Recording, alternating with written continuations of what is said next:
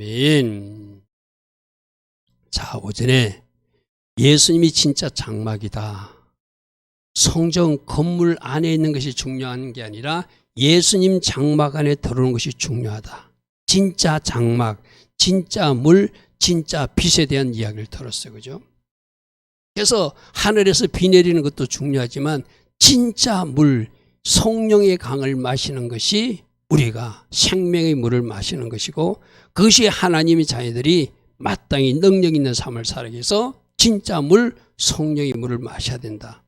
또 온 세상을 밝힌 이 밤에도 우리가 실내는 어둡기 때문에 이 불을 켰잖아요. 이 불이 우리를 고치고 치유하는 것이 아니라 예수님의 그 영광의 빛, 하나님이 가지고 있는 그 빛으로 우리가 고쳐지고 치유되고 빛의 자녀로 살 수 있으니 참빛 예수와를 믿어라. 진짜 물, 예수님 주시는 물을 마셔라. 참 장막, 참 성전이신 예수 안에 가라. 그것이 우리가 오전에 들었던 말씀이에요. 자, 오늘 저녁에는 여러분에게 늘 이야기했듯이 초막절에 오신 예수님. 물론 이거는 여러분들이 이렇게 주장하는 저와 같은 목사님들 있고, 아직 이것을 이해하지 못한 목사님들은 뭐 6월절에 태어나셨다, 아니 12월 25일 날 성탄 예배 드리면 어떠냐, 뭐 이렇게 하게 돼요. 저는 그분들 비난할 의도는 없습니다. 근데 말씀에서 정답을 찾다 보면은 오늘 오전에만 했던 장막으로 우리들 가운데 걸어다신 주님을 생각하면, 조금 전에 했던 말씀이 육신이 되었다는 그 말씀과 연결하면 당연히 장막절에 태어났어야 돼요. 자, 그것을 오늘 살펴볼 것입니다. 다시 한번 말하지만 이거는 이설이 있으니까, 다른 주장이 있으니까 아직 공식적으로 대한민국에서 뭐 신학적으로 초막절을 예수님 맞다, 이렇게 말하는 사람은 아직 소수니까 좀 비판받을 수는 있습니다. 그러나 저는 이때 태어났다고 믿는 그 학설을 지지하는 목사 중에 한 사람이에요. 자, 우리가 오전에도 모세 시대 때 성막이었고 성전 시대는 성전이었고, 예수님이 이 땅에 성육신 하신 것은 바로 걸어다니는 장막 성전으로 오셨다고 그랬어요. 그죠? 자, 예수님이 오신 그 정체성이 장막으로 오셨으면 당연히 장막절에 태어나셔야죠. 조금 전에 우리 읽었던 요한복음 1장 14절 말씀을 다시 한번 봅니다. 말씀이 육신이 되어 우리 가운데 거하신다는 이야기는, 자, 성막 이야기부터 할게요. 성막을 모세 시대 때 왜 하나님의 텐트를 이스라엘 백성들 한가운데 치라고 그랬죠? 성막 왜 만들으라고 그랬죠? 그 성막에 내가 너희들과 함께 있을 테니 너희들 초막을 지어서 집 짓듯이 나의 텐트도 하나 쳐주라. 그게 성막이에요. 할렐루야, 아멘. 그럼 이스라엘 백성들이 200만이 전부 다 초막을 치고 삥 둘러가고 있습니다. 그 한가운데 성막의 텐트를 치었거든요. 그래서 그 성막이 바로 나의 집, 나 하나님이 너희와 함께 하신 증거로 보여주는데, 이 성막은 장차 나의 아들 예수아가 너희들에게 갈 모형이기도 하다. 그래서 문에서 예수, 번제단에서 예수, 물두멍에서 예수, 메노라 촛대에서 예수, 떡상에서 예수, 분향단에서 예수, 법궤에서 예수, 전부 다 예수님만 보여주는 그 성막의 모습이었어요. 그죠? 성막 자체가 하나님이 함께 하심이에요. 그런데 예수님이 이 땅에 태어나신 것은 걸어다니는 장막으로 우리와 함께 하기 위해서 우리 가운데 텐트를 치신 분이 성육신하신 예수님이라는 거예요. 그럼 당연히 장막으로 오신 그분이 장막절에 텐트 치고 이 땅에 성육신 하셔야 되겠죠. 할렐루야, 아멘. 여러분, 그래서 이 요한복음 1장 14절이 굉장히 중요한 거예요. 저것이 영어로는 드웰터라고 그러거든요. 드웰터라는 것은 성막으로 함께 하신다는 의미고, 헬라어는 스케노인데 함께 살기 위해서 오셨다, 이 말이에요. 하나님이신 그분이 이 땅에 집이 필요하는데 다른 집을 짓는 것이 아니라 스스로가 장막이 되어서 텐트를 치고 우리와 함께 살기 위해서 오신 아들 예수아가 바로 성육신 사건이라는 거예요. 할렐루야, 아멘. 그러므로 예수님은 언제 태어나셨다? 이 초막절에 태어나셔서 여러분 이것도 잘 보십시오. 우리가 말씀을 잘 추론하면은 지상 재림하실 때, 공중 재림할 때는 나팔절에 오시지만 이 땅에 감람산에 발을 디딜 때 다시 이 땅에 발을 딛고 하나님이신 그분이 발을 딛고 또 다시 나타날 때는 언제는 지상 재림은 초막절에 나타나시거든요. 그 여러분 조림 주님도 초막절에 오셔야 맞고 재림 주님도 초막절에 오셔야 맞죠. 그때도 어떻게 했죠? 이스라엘 땅에 오셨듯이 재림 주님도 이스라엘 땅에 오시는 거예요. 할렐루야 아멘. 여러분들이 논리적으로 가만히 생각하면 장막이니까 장막절에 오셔야 되고 지상 재림하시는 그날 감람산에 발을 디디시는 분이 초막절에 오신다면 당연히 성육신 하시는 분도 장막으로 장막절에 오셔야 되는 거예요. 할렐루야 아멘. 여러분 우리가 계시록 21장도 보십시오. 우리 이 말씀 앞에서도 한번 살펴본 적이 있어요. 하나님께서 하나님이 장막이 사람들과 함께 있는 것이 저게 천년왕국 때 하나님 텐트 치신 거예요. 하나님이 장막이 함께하기 위해서 천년왕국에서 하나님이 장막으로 함께 하시고 예수님이 성육신 하셔서 인간 장막으로 이스라엘 백성들과 함께하기 위해서 오시고 할렐루야 아멘. 그 이전에 성막의 형태로 성전의 형태로 그들 가운데 거하시다가 그러니까 성막도 함께 거하시기 위해서 성전도 함께 거하시기 위해서 걸어다니는 예수님도 함께 거하시기 위해서 장차 메시아 왕국의 하나님의 장막도 함께 거하기 위해서 텐트를 짓다. 그래서 계시록 22장 21장 22절에 영혼세계 천국에 들어갔더니 거기는 성전이 없더라. 왜? 하나님이 성전이시고 어린 양 예수와가 성전이기 때문이다. 할렐루야 아멘. 그래서 오전에 말했던 장막, 참장막, 성전 그 이야기하고 연결하면 당연히 장막절에 이 땅에 오셔야 되는 것이 맞죠. 또 하나 중요한 말씀이 누가복음 2장 7절 말씀이에요. 예수님이 태어났을 때 강보로 쌌대. 이 헝겊 포대기로 쌌다는 이야기거든요. 그리고 저때 구유에 누웠대요. 그리고 그때 여관이 없었대. 많은 일반 목사님들은 어떻게 생각하냐면 저때 호정력이 내려서 베들레헴의 호적하러 사람들이 한꺼번에 몰려서 여관이 없었다 이렇게 해석하거든요. 물론 그것도 뭐 어느 정도 맞아요. 절기를 모르신 분들은 그렇게 말해요. 그런데 초막절 절기가 되거나 그 다음에 6월절 절기가 되거나 오순절 절기가 되면 1년에 3번씩 모두 다 예루살렘에 올라가야 되니까 예루살렘과 베들레헴은 거진 4km밖에 떨어지지 않았어요. 그러니까 예루살렘에 여관이 없으면은 그 4km 떨어진 베들레헴까지 쭉 나가서 여관을 찾아야 돼. 거기도 여관이 없었다는 것은 아주 중요한 절기. 여러분 보십시오. 이스라엘 모든 남자들이 3번의 절기에 예루살렘으로 다 모이려면 그들이 다 어디서 자야 되겠어요? 그죠? 예루살렘에서 숙소를 못 구하면 그 인근 4km 인근에 있는 베들레헴에서도 숙소를 구해야 되겠다. 저게 여관이 있을 곳이 없다는 것은 중요한 절기라 많은 사람이 모였다. 그러면 6월절이거나 오순절이거나 장막절, 초막절 중에 하나라는 것이 저 3번에서 나타나거든요. 그런데 강보로 쌌다는 얘기가 오전에 말했던 불꽃 행사하고 같아요. 제가 오전에 그 불을 피울 때 심지를 뭐로 만든다고 그랬죠? 제사장 옷으로, 헌옷으로 만든다고 그랬습니다. 제사장 헌옷을 예루살렘 성전에만 불 밝히는 것이 아니라 일반 사람들도 너희들 이제 초막절은 축제니까 빛을 밝히라고 각 동네에다가 강보를 나눠줘요. 그 강보를 얻어서 베들레헴에서 예수님 아기 예수가 그 제사장 옷으로 쌌다는 이야기예요. 여러분 이게 영적으로 굉장히 중요한 의미예요. 아기 예수가 태어났는데 제사장 헝겊 옷으로 옷을 했다는 것은 이 아기 예수가 장차 우리들의 대제사장이심을 그렇게 보여주신 거예요. 할렐루야 아멘. 놀랍지 않습니까? 그죠? 태어나실 때 이분이 누구신지를 그 헝겊 강보로 싼 것으로 보여주셨어요. 아멘. 아멘. 그래서 그때 심지로 쓰라고 나눠진 헝겊 쪼가리를 아기 예수께 둘러서 강보로 쌌다. 이 아기 예수가 우리들이 죄를 위해서 스스로의 몸을 십자가에 다실 대제사장이신 그분이시다는 것을 그 헌금에 쌓은 모습으로 보여주었어요. 그러니까 그때 제사장 옷을 나눠주는 때가 언제라고요? 초막절, 불꽃 행사 때문에. 할렐루야 아멘. 여간이 있을 곳이 없는 곳, 중요한 절기이기 때문에. 그 다음에 하나, 구유, 소외양간 같은 데 누웠다는 거거든요. 여러분, 성경에 소외양간이 바로 숫꽃이라고 표현해. 히브리어는 숫꽃. 숫꽃이 아까 뭐라고 그랬죠?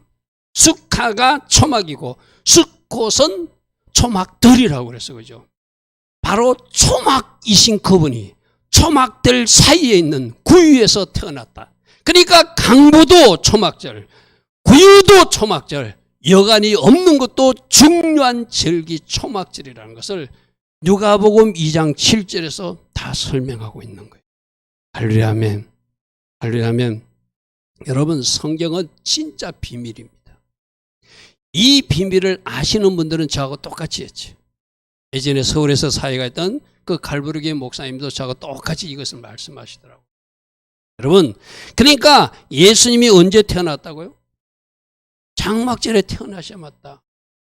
초막이신 그분이, 진짜 장막이신 그분이 외양간 초막에서 구유에 태어났던 것은 짐승의 밥이 되기 위해서 우리들이 죄 때문에 짐승의 밥처럼 대가를 치르는 일로 태어나신 분이 바로 예수 그리스도고, 대제사장 옷을 태어나서부터 입으신 분이 바로 그분이시고, 그분이 태어날 때가 철기라서 있을 곳이 없는, 여간이 없을 정도로 많은 사람이 예루살렘에 올라왔던 그때라는 거예요.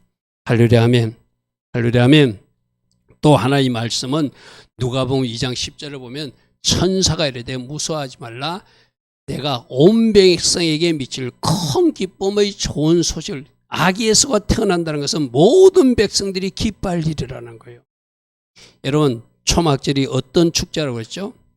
축제와 안식의 축제라고 했어요. 모두가 즐거워해라.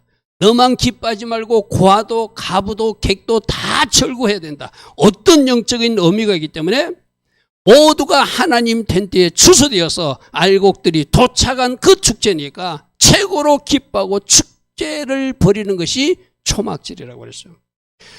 그 알곡 추수의 시작이 누구 때문에 일어나죠? 예수님의 십자가 사건으로 일어나게 되죠.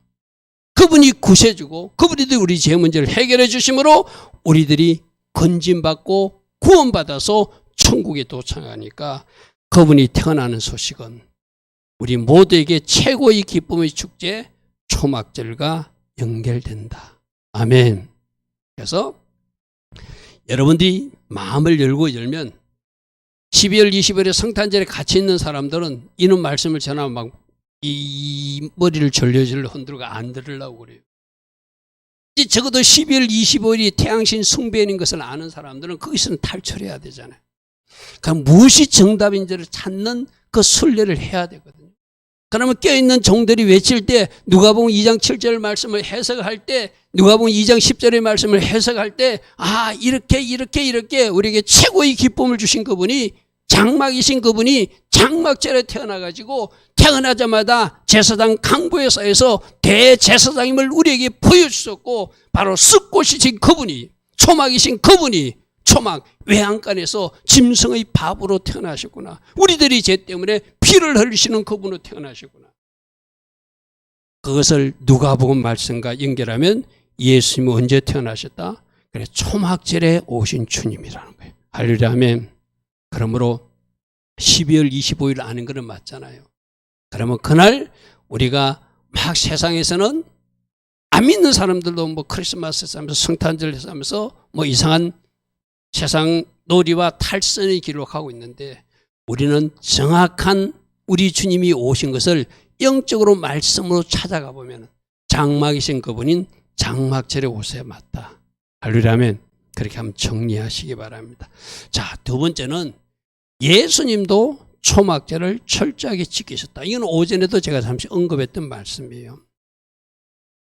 왜 예수님이 절기를 지키셨냐면 신명기 16장에 보면은 모든 남자는 1년에 3번 무교절 때, 6월절이 있는 절기에 77절 오순절 때, 초막절이 있는 7월 나팔절과 초막절, 속죄는 그때 다 예루살렘에 올라가야 된다. 하나님 택하신 곳에 가서 여호와를 비워야 된다. 이것이 말씀이었어요.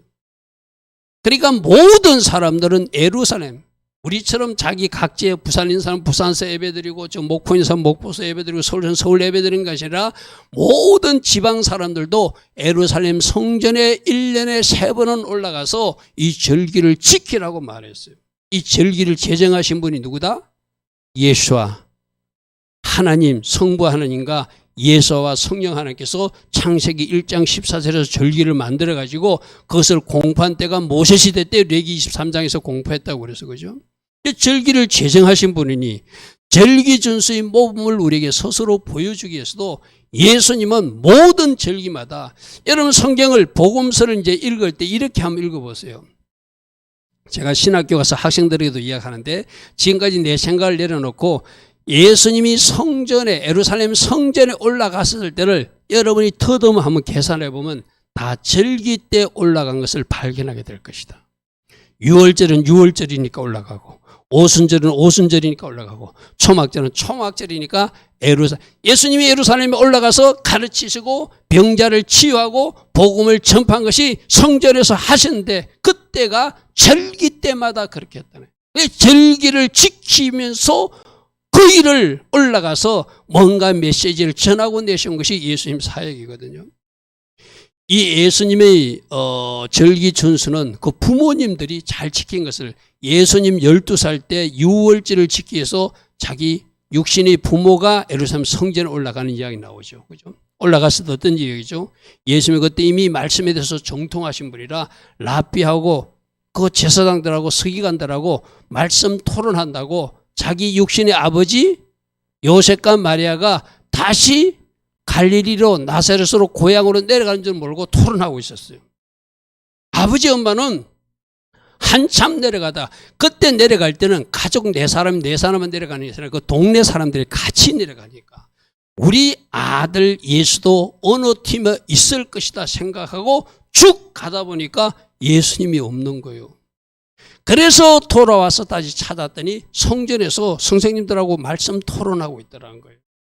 그 하나만 봐도 육신의 아버지 요셉과 어머니도 6월절 절기를 지키고 올라올 때 예수님도 12살 절기를 지키기 위해서 올라왔다는 거예요. 할렐루야 아멘.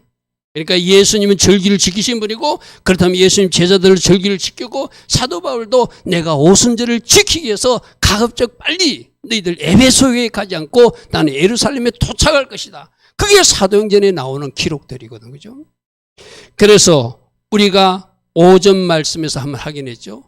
요한복음 7장에 예수님 형제들이 초막절인데 우리 초막절에 올라가야 되지 않습니까? 그런데 올라가서 이번에 진짜 메시아임을 짠하고 한번 보여주십시오. 좀 조롱조로 이야기했다고 그랬어요. 다시 한번 봅니다. 유대인의 명절인 초막절이 가까운지라 그 형제들. 이때까지만 해도 그 형제들이 예수를 메시아로 믿지 않았어요. 나중에 예수님이 부활하시고 나서 성령 하나님이 그들을 강타하고 나서 그 동생 야고보가 완전 최고의 지도자가 되고 그 동생 유다도 유다서를 기록하는 사람으로 바뀌어져요. 예수님이 부활 성천하기 전까지는 예수님을 안 믿었어요. 쉽게 말해서. 그러니까 이때도 그 형제들이 예수께 이르되 당신이 행하는 일을 제자들도 보게 여기를 떠나 유대 예루살렘에 가서 진짜 메시아임은 왕의 자리에 앉아서 통치하고 기적과 능력도 보여서 메시아임을 보여주옵소서. 스스로 나타나기를 구하면서 묻혀서 일하는 사람이 없나니 이 일을 행하려 하거든 자신을 세상에 이제 나타내야 되지 않습니까? 하니까 예수님 아니다. 내 때가 아니다. 나이 때는 언제라고요? 6월절 때 낙이 타고 예루살렘에 입성하는 것이 내가 메시아로 입성하는 거다. 지금 초막절 때는 내가 메시아다 하고 직접적으로 말하지 않을 것이다. 단지 내 사역으로 내가 물이다, 내가 장막이다, 내가 빛이다 하는 것은 사역으로 보여주겠지만 공식적으로 내가 예루살렘에 입성하는 것은 내가 이때가 아니기 때문에 안 올라가겠다 했어요. 그죠? 그렇게 말씀하시고 나서 나중에 보니까 7장 10절에 그 형제들이 명절에 올라간 후에 자기도 올라가시되, 여러분 이때가 초막절만 지키기 위해서 올라가는 것이 아니라 초막절이 15일이에요.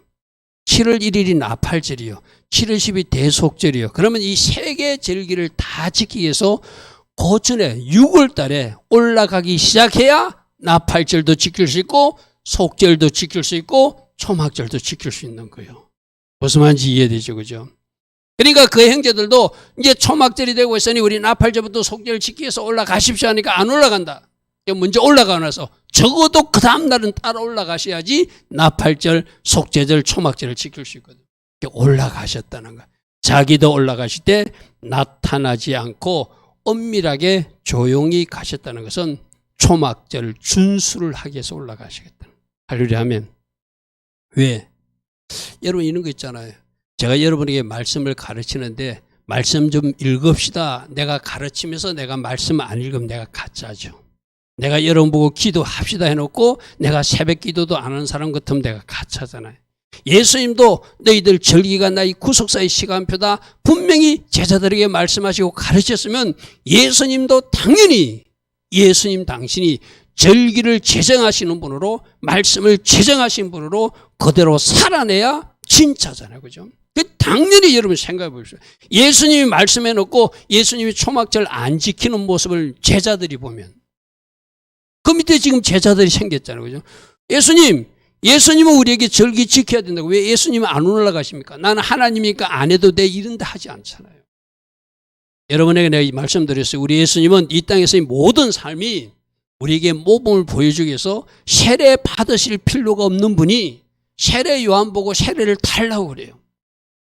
세례 요한이 알고 아닙니다. 내가 거꾸로 세례를 받는데 어찌 저에게 세례를 받습니까? 아니 이것이 하나님 뜻이고 이렇게 하는 것이 하나님이 원하시니까 나에게 세례를 주라 이렇게 말씀해요.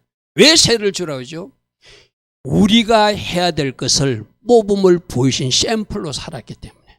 할렐루야면 이 말은 뭐죠? 예수님도 세례 받았으니 우리도 물세례를 받아야 된다. 그러면 예수님이 성령 세례 받았으니 우리도 성령 세례 받아야 된다. 예수님이 세족식을 하고 그 발을 씻어주었으니 우리도 그 발을 씻어줘야 된다. 예수님이 겟세마네에서 피땀 흘려 기도했으니 하나님 뜻만 이루어달라고 기도했으니 우리도 그렇게 겟세마네 기도를 해야 된다. 그 모든 것은 예수님이 우리에게 모범을 보여주신 거예요. 할렐루야 하면 왜 절기를 지키셨다고요? 너희들도 절기를 지켜야 되기 때문에 너희들에게 내가 샘플로 모범으로 보여주었다. 이게 요한복음 13장 15절의 세족식 이후에 하신 말씀이죠. 내가 너희에게 행한 것 같이 세례를 받은 것처럼 성령 세례를 받은 것처럼 내가 너희에게 세족식 한 것처럼 내가 겟세마네에서 하나님 뜻을 구한 기도를 한 것처럼 내가 새벽 미명에 일어나 기도한 것처럼 너희들도 새벽에 일어나 기도해야 되고 내가 중보 기도하는 것처럼 너희들도 누군가를 중보 기도해야 되고 내가 누군가를 섬긴 것처럼 너희들도 누군가를 섬기며 살아야 된다고 너희도 행하게 하려 내가 본을 보였으니 내가 절기 준수의 모범을 보여주었다면 너희들도 절기를 준수해야 마땅하다는 거예요. 할렐루야 아멘. 할렐루야 아멘. 무슨 말씀하시죠? 여러분 성경에서 예수님 한 그대로 우리는 다 해야 돼요. 예수님이 성령 세례를 받았으니 우리도 성령 세례 받아야 되고 예수님이 물 세례 받았으니 우리도 물 세례 받아야 되고 예수님이 새벽에 일어나 기도했으니 우리도 새벽에 일어나 기도해야 돼요. 우리도 예수님이 그 제자들에서 중보하고 나라와 민족을 중보하고 불쌍한 영혼들을 위해서 뭔가 섬겼듯이 우리도 누군가를 중보하고 우리가 누군가를 찾아가서 섬기는 일을 우리도 해야 된다는 거예요. 이같이 행하게 하려 내가 본을 보여주었다. 그러므로 말씀 순종도 예수님처럼 이웃 사랑도 예수님처럼 기도도 예수님처럼 하나님 사랑도 예수님처럼 하나님 뜻대로 나의 뜻이 아니라 하나님 뜻대로 해달라고 기도했던 것도 예수님처럼 모든 것은 예수님처럼 하듯이 우리가 예수님이 순종한 그 절기 준수도 우리도 함께 나가면 우리가 스가랴서 14장에 보면은 초막절을 지킨 그들에게 절기 준수한 그들에게 하늘에서 비가 내린다고 해서 여러분 하늘에서 비는 뭐죠? 은혜를 주신다는 이야기. 합당한 은혜를 주신다는 이야기입니다. 여러분들이 오늘 이 밤에도 나와서 예배드리면서 여러분이 하나님 앞에 바르게 정렬하면 하나님께서 주신 은혜가 있다는 거예요. 할렐루야 아멘. 그 은혜 받아가지고 세상에서 영광 돌리며 돌파자의 삶을 살아라 그렇게 말씀하세요. 자, 첫 번째, 초림 예수님도 초막절에 오셨다. 예수님도 이 땅에서 초막절 준수의 모습을 보여주셨다. 세 번째는 다시 오실 그분도 초막절에 지상 재림하실 것이다. 할렐루야 아멘. 할렐루야 아멘. 그림이 그려지잖아요. 초림 주님, 재림 주님이 다 같이 장막절에 이 땅에 장막 치러 오신다. 아멘. 그 그림이 보여지면 이게 하나도 이상하지 않습니다. 자, 나팔줄 공중 재림하신 주님, 대속절의 세상을 심판하시고 하나님의 구원을 확정하시고 나서 이 땅에 천년왕국이라고 하는 큰 텐트를 치러 오시거든요. 이 땅에 오실 때 언제 오시는가? 지상 재림할 때 바로 장막절에 장막으로 오셔서 이 땅에 큰 텐트, 천년왕국 텐트를 치시고 그 천년왕국에 들어온 사람들 또 한 번 섞어서 솎아내고 어디로? 영원한 하나님 장막의 세계로 인도하시는 분이 우리 예수님이시다. 할렐루야 아멘. 스가랴서 14장 4절입니다. 그래서 초막절에 다시 오실 예수님은 스가랴서 14장 4절에 그날에 그 이발이 예루살렘 앞 동쪽 감람산에 서실 것이다. 어떤 사람들은 이런 말을 하면은 이거는 상징으로 봐야 되지 어찌 예수님이 꼭 감람산에 오신다고 생각하느냐. 그러면서 스가랴서 9장 9절에 낙이 타고 들어오신 예수님 말씀도 믿어요. 여러분 생각해 보시오. 스가랴서 9장 9절에 스가랴 선지자가 예언한 대로 낙이 타고 6월절에 예루살렘에 입성하는 그 말씀을 믿으면서 9장 9절은 문자적으로 믿으면서 왜 14장 4절은 왜 안 믿으려고 하냐는 거예요. 동일한 말씀이잖아요. 낙이 타기신 분도 스가랴가 예언했고 스가랴 14장 4절 스가랴가 감람산에 발을 딛고 지상재림하시는 분도 바로 스가랴가 예언한 그대로 오신다는 거예요. 나는 좀 이해가 안 돼요. 스가랴서 9장 9절은 믿어. 근데 왜 14장 4절은 안 믿으려고 그래요? 여러분 우리가 대한민국에 살지만 대한민국의 주님이 이 땅에 지상재림하지 않습니다. 미안하지만 저 예루살렘 감람산으로 오십니다. 저 감람산이 어떤 장소죠? 예수님이 하늘로 올라간 부활하신 장소예요. 부활 성천하신 장소예요. 아멘. 올라가신 그대로 오신다 했거든요. 그래서 그 감람산에 발을 딛게 되면 그 감람산이 동과 서로 갈라지게 돼서 매우 큰 골짜기가 생길 것이고 산 절반은 북쪽으로 산 절반은 남쪽으로 아주 초자연적인 일이 일어난다는 거예요. 예수님이 이렇게 그 예루살렘에 오셔서 그 다음에 연결되는 것이 계시록 19장이죠. 내려오시면 하나님이 군대와 같이 내려오는데 이 땅에 저항 세력들이 있거든요. 적그리스도와 거짓 선지자들, 그 추종 세력들이 그들이 이제 처리해야 되잖아요. 그 처리하는 일들이 나타납니다. 내가 하늘이 열린 것을 보니 보라 백마와 그것을 탄 자가 있으니 그 이름은 충신과 진실이라. 그가 공의롭게 이 세상을 심판하며 싸우러 오실 것이다. 그 눈은 불꽃 같고 다 보신다는 이야기죠. 그 머리 많은 간들이 있는 왕의 모습으로 오신데 이름 쓴 것이 하나 있는데 그것은 자기밖에 예수님밖에 모르는 이름이다. 13절 그가 피 뿌는 옷을 입었다는 것은 심판의 피. 심판의 피가 옷에 튀어서 그 이름은 하나님 말씀이라는 것은 말씀으로 심판하시는 분. 하늘에 있는 군대들이 희고 깨끗한 세마포옷을 입고 백마를 타고 따르는데 19절부터 보십시오. 내가 보면 그 짐승 적그리스도와 땅의 임금들 그 추종 세력들과 그들의 군대들이 모여서 말탄 예수님과 하나님의 군대를 더불어 전쟁을 일으키지만 그들이 이길 수 없죠. 누가 이기죠? 하나님의 군대, 예수님의 군대가 이기죠. 그래서 짐승 적그리스도가 잡히고 그 앞에서 표적을 하던 거짓 선자도 함께 잡혔으니 이는 짐승의 표를 받고 그의 우상에게 경배하던 자들을 표적으로 속이고 미혹하던 자라. 이 적그리스도와 거짓 선자 이 둘이 산채로 유황불못에 던져지고 그 추종 세력들 나머지는 말탄자의 입에서 나오는 예수님의 입에서 나오는 금의 죽음의 모든 새가 그들의 새를 배불리 먹더라. 할렐루야 하면 일하러 오시는 거예요. 이 땅에 저항 세력들이 있지. 지상 재림하면은 예수님이 이 땅에 오실 때 나머지 그 잔존 세력들이 있는 거예요. 그러니까 그들을 처리해야 되잖아요. 적그리스도를 처리하고 거짓 선자를 처리하고 그 추종 세력을 처리해 가지고 그들을 다 멸해 주시고 이 땅에 이제 천년왕국을 만들어 주시는 분이 바로 초막절에 오신 그분이시죠. 할렐루야 아멘. 그래서 초막절에 지상재림하여서 이 땅에 잔챙이 남아있는 적그리스도와 그 거짓선지자 그 천사들을 없애주고 우리 하나님의 자녀들은 천년왕국이라는 큰 텐트 속으로 우리를 인도하셔서 하나님의 영광과 임재 안으로 들어가게 하시는 것. 할렐루야 아멘. 우리는 그날을 바라보고 사는 사람들이. 오전에도 잠시 말씀 나왔습니다. 스가랴서 14장에 그날에 생수가 터질 것이다. 이 땅을 이제 완전히 새롭게 해야 되니까, 하나님의 강으로 완전히 새롭게 해야 되니까 예루살렘에서 그 강이 솟아나서 절반은 동쪽으로 흐르고 절반은 서쪽으로 흐를 것이며 여름에도 그러하고 겨울에도 그러한데 이때 여호와께서 천하의 이렇게 여호와께서 천하의 왕이 하면 우리 에리미가 그러더라고.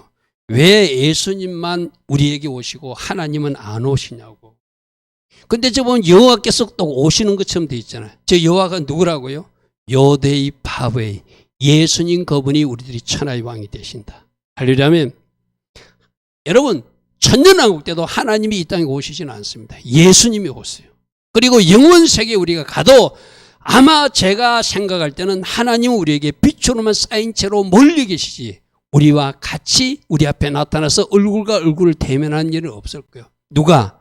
예수님이 우리들이 왕으로서 왕의 보좌에 앉아있는 모습을 보게 될 거예요. 그죠? 우리 에리미가 궁금했나 봐요. 왜 하나님은 이 땅에 오시지 않고 예수님만 오시냐? 예수님이 바로 하나님이시고 하나님이 바로 예수님이다. 그래서 우리 예수님도 나를 본 자는 아버지 하나님을 보았다고 말씀하셨다.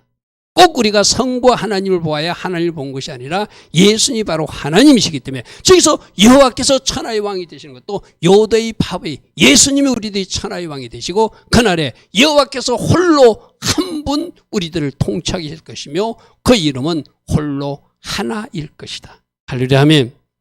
우리들 천년왕국을 인도하셔. 큰 텐트로 인도하셔. 초막절에 큰 텐트 천년왕국으로 인도하셔서 감람산에 재림하셔서 천년왕국을 만들어주시고 생수는 예루살렘에서 솟아나서 온 세상을 적시게 될 것이고 천하의 왕 요데이 바베이 여호와께서 우리 왕이 되어서 우리를 통치하시는.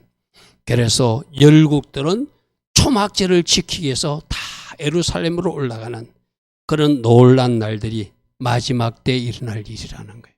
할렐루야 아멘. 할렐루야 아멘.